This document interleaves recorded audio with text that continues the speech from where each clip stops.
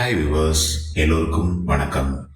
அன்று ஜூன் 16, 2025 குஜராத் மாநிலமான பனஸ்கந்தா மாவட்டத்தில் இருக்கிற ஜஸ்ரா அப்படிங்கிற கிராமத்துல இருள் மாறிச்சு.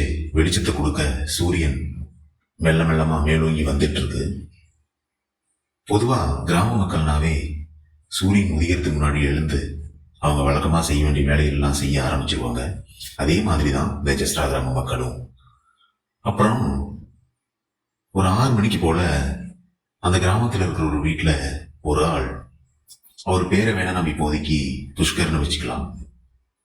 அவர் தன்னோட வீட்டில் இருக்கிற படுக்கறையிலிருந்து எழுந்து வெளியே வராரு. வெளியே வந்து அவர் வாசல் அமர்ந்திருக்கிற தன்னோட மனைவி கிட்ட, நான் தோட்ட வேலை விஷயமா முதலாளியை போய் பார்த்துட்டு வந்துடுறேன் அப்படின்னு சொல்ல ஆரம்பிக்கிறாரு.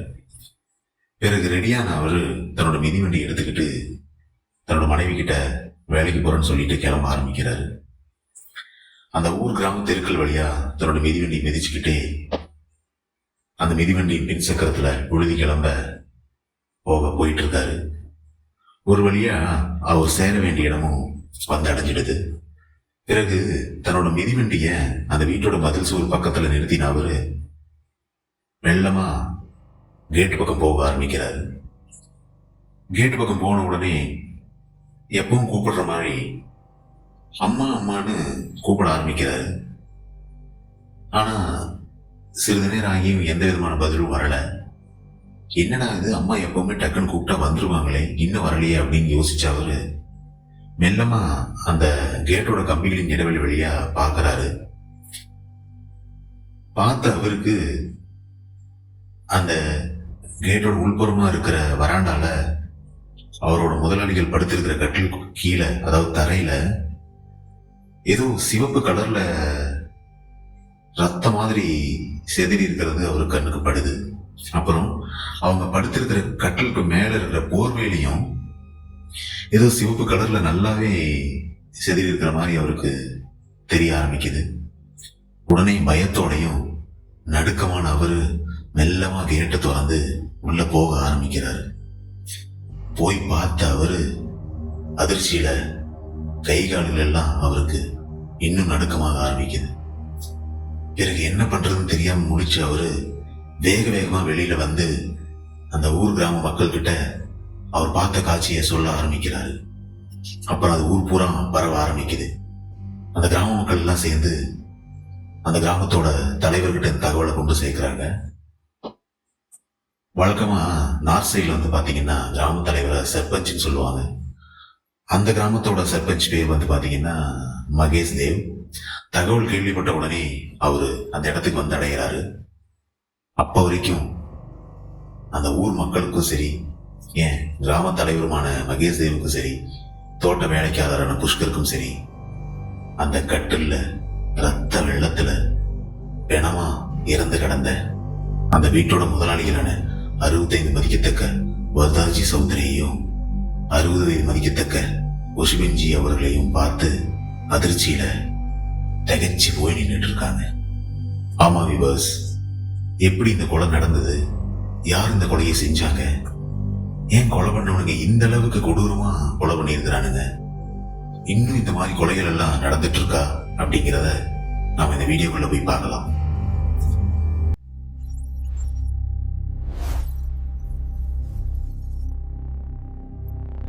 Okay viewers, welcome to the channel JD narrates. வாங்க வீடியோக்குள்ள போகலாம். நான் முன்னாடி சொன்ன மாதிரி தான் அந்த கிராம தலைவர், அதாவது சர்பஞ்ச், உடன் போலீஸ் உயரதிகாரிக்கு தகவல் சொல்ல ஆரம்பிக்கிறாரு. சிறிது நேரத்துல சம்பவ இடத்துக்கு வந்த போலீஸ் அந்த கிரைம் சீனை செக்யூர் பண்றாங்க. அப்புறம் உடனே ஃபாரன்சிக் டீமுக்கும் இன்ஃபார்ம் பண்றாங்க.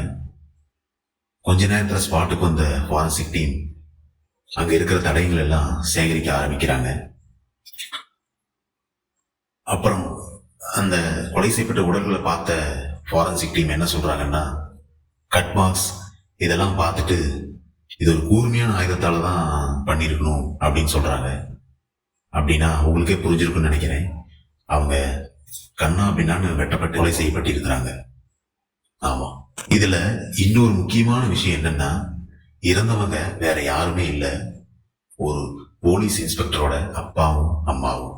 எஸ், இவர்களுடைய மகன் பேர் வந்து பாத்தீங்கன்னா அஜ்மல் சௌத்ரி. இவர் அகமதாபாத்ல இருக்கிற ஸ்டேட் மானிட்டரிங் செல் அப்படிங்கிற யூனிட்ல போலீஸ் இன்ஸ்பெக்டரா ஒர்க் பண்றாரு. இவர்களுக்கு மகன் மட்டும் இல்லாம ஒரு மகளும் இருக்கிறாங்க. அவர் பனஸ்கந்தா மாவட்டத்தில் இருக்கிற ஸ்கூல்ல டீச்சரா ஒர்க் பண்ணிட்டு இருக்காங்க. ஒரு போலீஸ் அதிகாரியோட அப்பா அம்மாவுக்கு இந்த நிலைமைன்னா கொஞ்சம் யோசிச்சு பாருங்க. இதை தெரிஞ்சுக்கிட்ட போலீஸ் உயர் அதிகாரி அவரே நேரடியா அவர்களோட மகனான அஜ்மல் சௌத்ரிக்கு தகவல் தெரிவிக்கிறாரு. ஊர் மக்கள் கிட்ட தகவலை உறுதிப்படுத்திட்டு கிட்டத்தட்ட 300 கிலோமீட்டருக்கு அப்புறம் இருக்கிற தன்னோட சொந்த ஊரான ஜஸ்ரா கிராமத்துக்கு வந்தடைகிறாரு. வந்து பார்த்த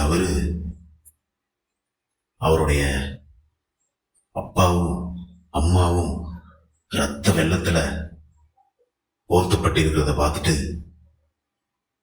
கண்கள்ல நீர் வழிய கனத்த இதயத்தோட அழ ஆரம்பிக்கிறாரு. பிறகு அங்கிருந்த ஊர் மக்களும் போலீஸ் அதிகாரிகளும் அவரை சமாதானப்படுத்துறாங்க. பிறகு போலீஸ் உயரதிகாரி ஊடகத்துக்கு பேட்டி கொடுக்கும் போது என்ன சொல்லியிருக்காருன்னா, இது கண்டிப்பா ஒரு கேங் தான் பண்ணிருக்கணும் அப்படிங்கிற மாதிரி அவர் சொல்றாரு. ஏன்னா இதனோட மோடஸ் ஆபரண்டி அந்த மாதிரி பேசிஸ்ல தான் இருந்திருக்கு. எப்படின்னு கேக்குறீங்களா? அதாவது கூட்டமா ஒரு 3-4 பேர் வந்துட்டு வீட்டுக்குள்ள திருட வரும்போது அங்க இருக்கிற ஆளுங்களை எல்லாத்தையும் கண்ணா பின்னான்னு வெட்டி கொலை செய்யறது. அப்புறம் அவங்க போட்டிருக்கிற நகைகளையும் சரி, வீட்டில் இருக்கிற நகை பணம் எல்லாத்தையும் திருடிட்டு தப்பிச்சு போறது. இந்த பேசிஸ்ல இருக்கிறதுனால இது ஒரு கேங் தான் பண்ணியிருக்கணும் அப்படின்னு போலீஸ் முடிவுக்கு வராங்க. இதை சொல்லும் போதே உங்களுக்கு ஒரு படம் ஞாபகம் வந்திருக்கணும் கண்டிப்பா. ஏன்னா நம்ம தமிழ்ல தீரன் அதிகாரம் 1 அப்படின்னு ஒரு படம் இருக்கு. அந்த படத்துல இதே மாதிரி தான், இதே பேட்டர்ன்ல தான் எல்லா விதமான திட்டு சம்பவங்களும் கொலைகளும் நடந்திருக்கிறதாக காட்டியிருப்பாங்க. அதனாலதான் அது மூலமே இது போலீஸ் அது ஒரு கேங்கா தான் இருக்கும் அப்படிங்கிற ஒரு முடிவுக்கு வராங்க. கிட்டத்தட்ட 2 நாள் ஆகியும் போலீஸ்க்கு எந்த விதமான தகவலும் கிடைக்கல. அதாவது அவரோட மகன் ஜூன் 16ஆம் தேதி வந்ததுல இருந்து ஜூன் 17ஆம் தேதி வரைக்கும் எந்த விதமான தகவலும் கிடைக்கல. ஆனா இதற்கிடையில போலீஸ் என்ன பண்றாங்கன்னா 112 போலீஸ் அதிகாரிகள் கொண்டு கிட்டத்தட்ட 8லிருந்து 9 தனிப்படைகள் அமைச்சு கொலை செஞ்சவங்களை தேட ஆரம்பிக்கிறாங்க. அதோடு நிற்காம கிட்டத்தட்ட 80 சிசிடிவி காட்சிகளையும் 300க்கும் அதிகமான விட்னஸ்களையும் போலீஸ் விசாரிக்க ஆரம்பிக்கிறாங்க. அதுல போலீஸ்க்கு 2 விதமான தகவல் கிடைக்குது. அதாவது ஒரு சில பேர் என்ன சொல்லியிருக்காங்கன்னா, சார் கிட்டத்தட்ட ஒரு 2-3 நாளா இந்த வீட்டு பக்கம் இரவு நேரத்துல ஏதோ ஒரு ஆள் நடமாட்டம் இருக்கிற மாதிரி எங்களுக்கு தெரிய ஆரம்பிச்சது அப்படின்னு சொல்றாங்க. இன்னும் ஒரு சில பேர் என்ன சொல்லியிருக்காங்கன்னா, சார் கொலை நடந்த அன்னைக்கு, அதாவது நேத்து இந்த வீட்டோட முன்பக்கம் இருக்கிற தெருவுல ஒரு டிராக்டர் ஒரு ஆள் இந்த கடைசிக்கு அந்த கடைசிக்கு ரொம்ப நேரமா ஓட்டிட்டு இருந்தாரு, ஒரு 9 to 10 மணி வரைக்கும் ஓட்டிட்டு இருந்தாரு அப்படிங்கிற மாதிரி சொல்றாங்க. அப்புறம் இதோடு இருக்காம போலீஸ் மொபைல் டவர் லொகேஷன்ஸையும் செக் பண்றாங்க. அப்படி செக் பண்ணி பார்த்ததுல இதுல அவர்களோட பக்கத்து வீட்டுக்காரர்களோட நம்பரும் அந்த ஊர் கிராம மக்களோட நம்பரும் தான் அந்த ரேடியஸ்ல ரேஞ்ச்ல ரெஜிஸ்டர் ஆயிருக்கு. அதனால போலீஸ்க்கு இதுல எந்த விதமான சந்தேகமும் வரல. அப்புறம் ஜூன் 18ஆம் தேதி தான் இந்த கேஸ்ல ஒரு பிரேக் த்ரூ கிடைக்குது. ஆமா, கிடைச்ச தடயங்களை அனலைஸ் பண்ண ஃபாரன்சிக் டீம் இதுல, அதாவது பிளட் சாம்பிள்ல ஃபாரின் பிளட் சாம்பிள் ஒன்று இருக்கிறதாகவும், அப்புறம் இறந்தவங்களோடது இல்லாம அடிஷனலா ஒரு ஹேர் சாம்பிள் இருக்கிறதாகவும் போலீஸ்க்கு தகவல் சொல்றாங்க. உடனே டாக் கோட வர சொன்ன போலீஸ் சென்ட்ரல்ஸ் மூலமா டாக் ஸ்குவாட சென்ட் பண்றாங்க. அப்படி சென்ட் பண்ண டாக் ஸ்குவாட் கொலை நடந்த வீட்டோட பின்பக்கம் வழியா போக ஆரம்பிக்குது. கொஞ்ச தூரம் போன டாக்ஸ் எல்லாம் சிறிது நேரத்துக்கு அப்புறம் அங்க இருக்கிற ஒரு ஃபார்ம் ஹவுஸ் நோக்கி போக ஆரம்பிக்குது. அந்த ஃபார்ம் ஹவுஸ்க்கு போனதுக்கு அப்புறம் அங்கேயே நிக்க ஆரம்பிக்குது. நின்று தன்னோட வாளாட்டிக்கிட்டு அதே இடத்தையே சுத்தி சுத்தி வருது. என்னடா இது இந்த இடத்த சுத்தி வருதுன்னு நினைச்சு போலீஸ் உடனே அந்த இடம் யாருது என்னன்னு விசாரிக்க ஆரம்பிக்கிறாங்க. அப்படி விசாரிக்கும் போது அது சுரேஷோடது அப்படின்னு தகவல் கிடைக்குது. உடனே அந்த ஃபார்ம் ஹவுஸ்குள்ள போன போலீஸ் சுரேஷை கூப்பிட்டு கஸ்டடியில் எடுக்க ஆரம்பிக்கிறாங்க. கஸ்டடியில் எடுத்த உடனே அந்த ஊர் மக்கள் வழியா கூட்டிட்டு வரும்போது ஊர் மக்கள் எல்லாம் தகச்சு போய் பார்த்து நின்றுட்டு இருக்காங்க. அது ஏங்கிறத உங்களுக்கு நான் பின்னாடி சொல்றேன். கஸ்டடி எடுத்து போலீஸ் எவ்வளவு விசாரிச்சும் அவன் எந்த விதமான பதிலும் சொல்லவே இல்லை. அப்புறம் ஒரு கிட்டத்தட்ட இரவு நேரம் ஆயிடுச்சு. அதுக்கப்புறம் போலீஸ் என்ன பண்றாங்கன்னா இன்னும் சீற்றத்தோட விசாரிக்க ஆரம்பிக்கிறாங்க. இதோடு நிக்காம போலீஸ் அதாவது ஜூன் 19 என்னோட வீட்டையும் ஃபார்ம் ஹவுஸையும் சோதனையிடுறாங்க. அப்படி சோதனையிட்டதுல ஃபார்ம் ஹவுஸ்ல வந்துட்டு ரத்தக்கரையோடு இருக்கிற துணிகளும் அப்புறம் ஒரு அருவாளும் சரியா கழுவாம கிடைச்சிருக்கு. அப்புறம் இவனோட வீட்டை சோதனை பண்ணும் போது பூஜை நடந்ததுக்கு உண்டான ஆதாரங்கள் எல்லாம் கிடைக்க ஆரம்பிக்குது. அப்புறம் திருடப்பட்ட நகைகளும் அங்க கைப்பற்றப்பட்டு இருக்கு. இவ்வளவு தெரிஞ்சவருக்கும் போலீஸ் அவனை சும்மா விடுவாங்களா? இன்னும் இதுல யார் யாரு இருக்கிறாங்க அப்படின்னு சொல்லிட்டு போலீஸ் அவனை தீர விசாரிக்கும் போது இதில் இவனோடு இல்லாம இவரோட அப்பாவான சமாஜியும் இவரோட மாமாவான உமாஜி அப்படிங்கிற ஆளும் இதுல இருக்கிறாங்கிறது தெரிய ஆரம்பிக்குது போலீஸுக்கு. அப்புறம் இதுல 4வதா முக்கியமா இதற்கு தூண்டுகோலா இருந்த ஒரு ஆளும் இருக்கிறாங்கிறது போலீஸ்க்கு தெரிய வர ஆரம்பிக்குது. இதுல 2 பேர்த்த பனஸ்கந்தாவிலேயே கைது பண்றாங்க. ஒருத்தர் வந்துட்டு பாலாம்பூர் அப்படிங்கிற இடத்துல போலீஸ் கைது பண்றாங்க. 4 பேர்த்தையும் கைது பண்ண பிறகு தீர விசாரிக்க ஆரம்பிக்கிறாங்க போலீஸ். அப்படி விசாரிக்கும் போது அதாவது ஏன் இதை பண்ணாங்க, எதுக்கு பண்ணாங்க, என்ன காரணத்துக்காக இவர்களை முதியோர்களை கொலை செய்யணும் அப்படிங்கறதெல்லாம் போலீஸ் விசாரிக்கிறாங்க. சாதாரணமா இது ஒரு திருட்டுக்கு நடந்த மாதிரி தான் நம்மளுக்கு தெரியுது. ஆனா இதற்கு பின்னாடி வேற ஒரு முக்கியமான காரணம் இருக்கு. விசாரிக்கும் போது போலீஸ்க்கு சுரேஷ் அவரோட தரப்புல இருந்து சொன்னது இதுதான். அதாவது சுரேஷ்க்கு வந்துட்டு ஏகப்பட்ட கடன் இருந்திருக்கு. அதுல இருந்து மீண்டு வர முடியாம அவனை போட்டு நசுக்கிற அளவுக்கு கடன் சுமையில மாட்டிக்கிட்டு திக்கு முக்காடி இருக்கான். அப்பதான் அவரோட அப்பாவும் அவரோட மாமா கிட்டையும் இதை சொல்ல ஆரம்பிக்கிறான். அப்படி சொல்ல ஆரம்பிக்கும் போது அவரோட மாமா என்ன பண்றாருன்னா நாம இதற்கு பேசாம ஒரு பூஜை பண்ணா சரியாயிடும் அப்படின்னு சொல்லிட்டு ஒரு மாந்திரிகம் பண்ற ஆளுகிட்ட போய் இவனோட கஷ்டத்தை சொல்ல ஆரம்பிக்கிறாங்க. அப்படி சொல்லும் போது அவன் என்ன சொல்லியிருக்கான்னா இதற்கு நீங்க 2 முதியோர்களை பலி கொடுத்து அவர்கள் போட்டிருந்த நகைகள் எல்லாத்தையும் வச்சு பூஜை பண்ணீங்கன்னா உங்களுக்கு கடன் பிரச்சனையும் தீர்ந்துடும், செல்வம் பெருகணும் அப்படின்ட்டு இந்த முட்டா பையன் இந்த வீணா போன ஆளுங்ககிட்டலாம் சொல்லியிருக்கான். இதை கேட்டு வீணா போன இவனுங்க அதற்காக அந்த முதியோர்களை தேட ஆரம்பிச்சிருக்காங்க. அப்படி தேடும் போது கிடைச்சவங்க தான் வர்தாஜி சௌத்ரியும் உசிடஞ்சியும். ஆமா, இவர்கள் அந்த வீட்டை ரொம்ப நாளா நோட்டை விட்டுருக்கானுங்க. அப்படி நோட்டை விட்ட போது இவங்க எந்த நாள்ல வந்துட்டு பிஸியா இருப்பாங்க, எந்த நாள்ல வந்துட்டு இந்த இடத்துக்கு போய் திருடுனா அதாவது கொலை செஞ்சா கரெக்டா இருக்கும் அப்படிங்கறதெல்லாம் ரொம்ப பிளான் பண்ணியிருக்கானுங்க. அதற்காக அவங்க சூஸ் பண்ண நாள் தான் ஜூன் 15, 2025 ஞாயிற்றுக்கிழமை. ஏன் அந்த நாள்னா அந்த நாள்ல தான் அவரோட மகனும் ஊர்ல இருக்க மாட்டாங்க அப்படிங்கிறது அவங்களுக்கு தெரிய ஆரம்பிக்குது. இதை பயன்படுத்திக்கிட்டு அவனுங்க கரெக்டா ஜூன் 15 வீட்டோட பின்பக்கமா எகிரி குச்சி உள்ள வரானுங்க. உள்ள வந்த அவனுங்க வெராண்டான படுத்திருக்க வரதாஜி சௌத்ரியையும் உசுபின்ஜியையும் பாக்குறானுங்க. பார்த்த பிறகு கிட்ட போன அவனுங்க அதாவது சுரேஷ் தான் மறைச்சு வச்சிருந்த அருவாளை எடுக்க ஆரம்பிக்கிறான்.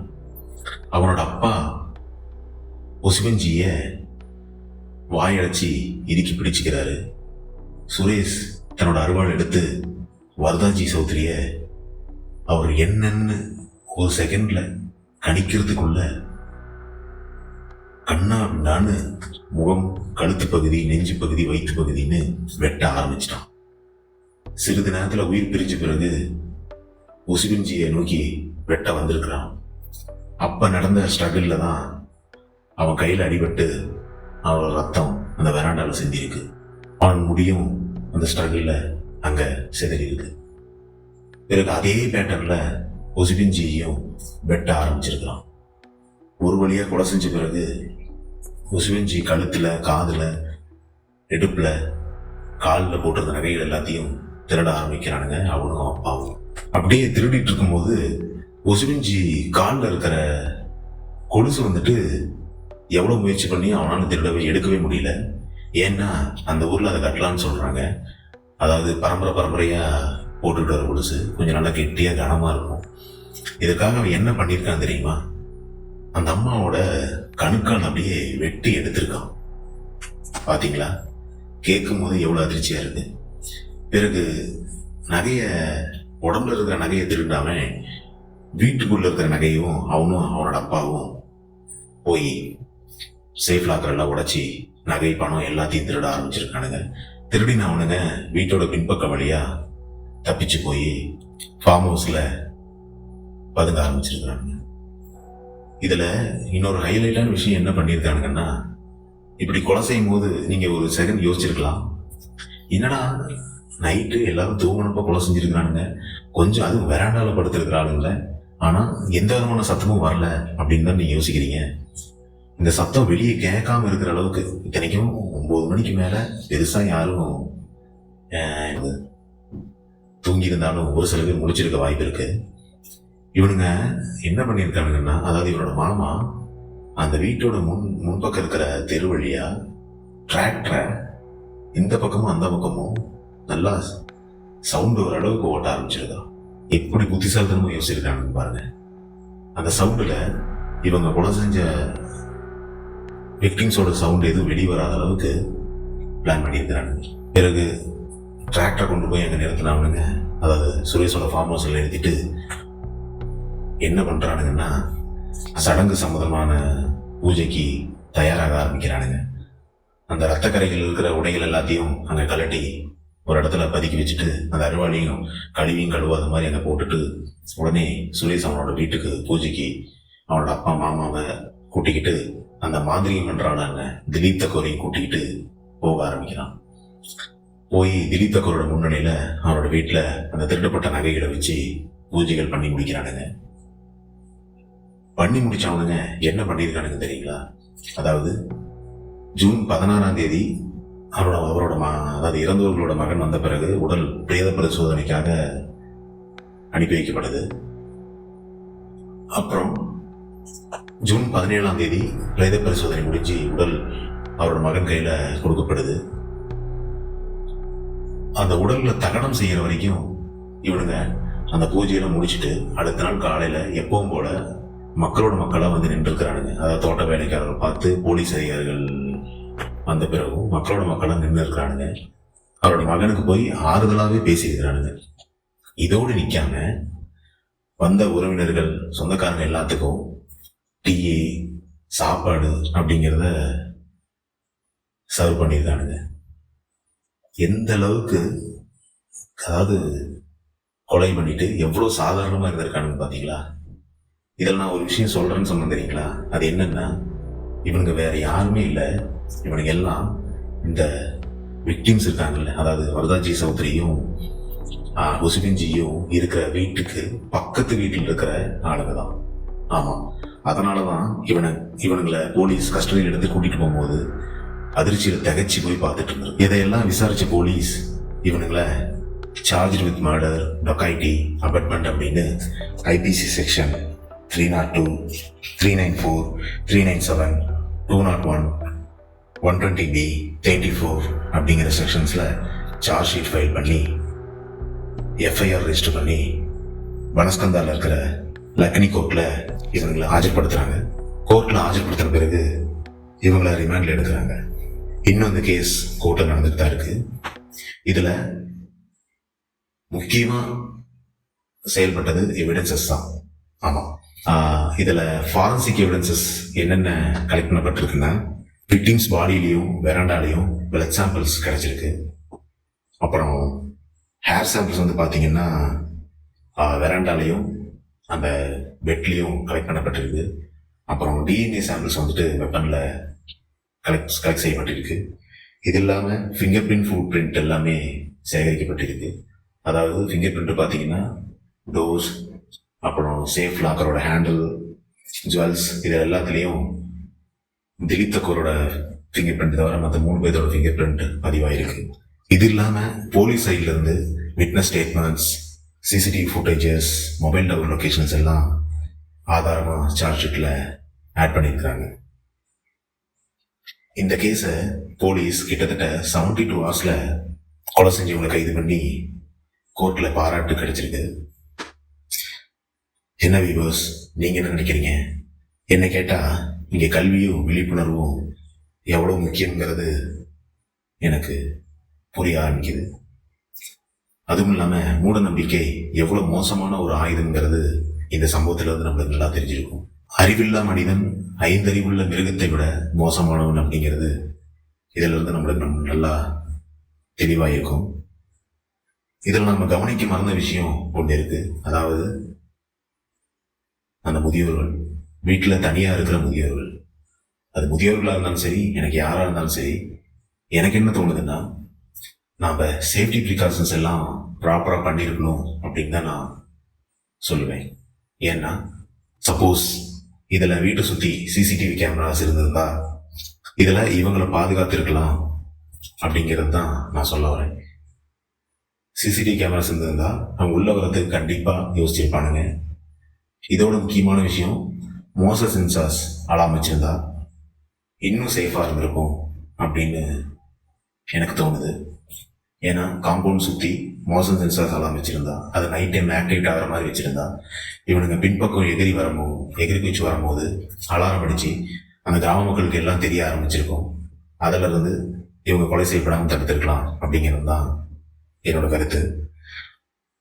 இந்த கேஸ்ல இதுவரைக்கும் இவ்வளவு தகவல் தான் கிடைச்சிருக்கு. எனக்கு தெரிஞ்சு நான் கலெக்ட் பண்ண எல்லா டேட்டாஸையும் உங்ககிட்ட ஷேர் பண்ணுறேன்.